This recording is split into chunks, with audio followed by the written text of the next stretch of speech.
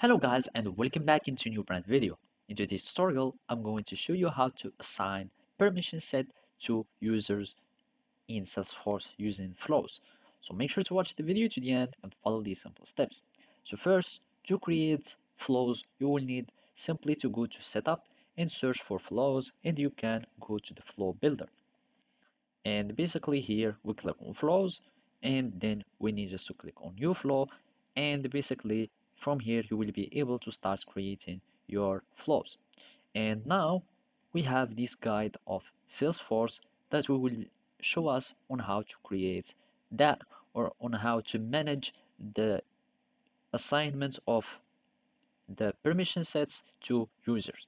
So first we will need to get the records and find if there is permission sets, if they exist, and if they are existing we need to get these records, and then we will be able to start adding users to these permission sets. So as you can see, those are some decisions which are the conditions to add the users or assign the permission sets to users.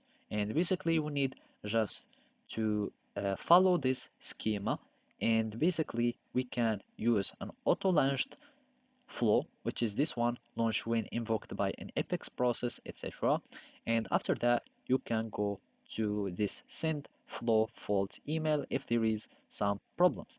So basically, you will need just to configure these variables, and basically it's just create. And whenever you add assignments like this or records, you will need just to create objects, or you will need just to create variables. So from here we'll find the resources, and you can start create a new resources, and it will be a variable, and you will need just to follow all these variables.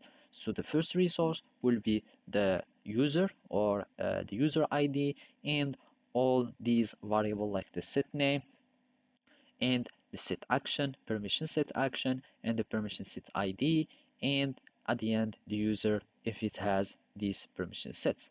And everything is should be added in these resources, and you will need just to build this flow, and that's it. So this is how you can do it. Thank you for watching. See you next time.